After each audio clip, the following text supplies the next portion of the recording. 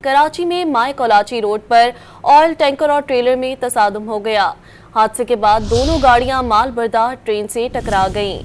कराची के इलाके माय कोलाची पर यह हादसा पेश आया है, जहां पर रोड पर ऑयल टैंकर और ट्रेलर में तसादुम हो गया। इसी हवाले से मजीद तफसीलात जानेंगे। डॉन न्यूज़ के नुमाइंदे मोहम्मद बिलाल हमारे साथ लाइन पर मौजूद हैं। बिलाल, बताइएगा, कराची में यह हादसा पेश आया है, मजीद क्या तफसीलात हैं?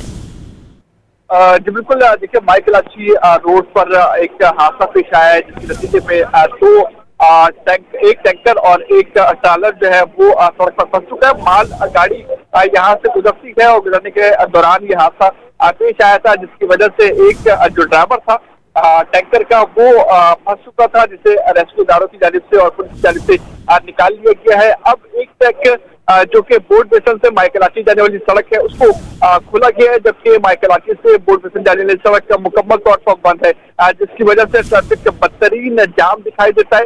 माय कोलाची रोड पर हैवी ट्रैफिक मौजूद है, जबकि दूसरा जो ट्रक है उसमें भी हैवी ट्रैफिक मौजूद है। आवाम के जो गाड़ियां हैं वो भी यहाँ पर फंसी हुई है, लेकिन जो ट्रैफिक पुलिस सुधार उनकी जानिब से कहा गया है कि एक ट्रैक को खोला गया है मालगाड़ी को थोड़ा सा आगे करके, इस वजह से ट्रैफिक की रवानी बरकरार की गई है एक ट्रैक से, लेकिन दूसरा ट्रैक अभी तक मुकम्मल तौर पर बंद है।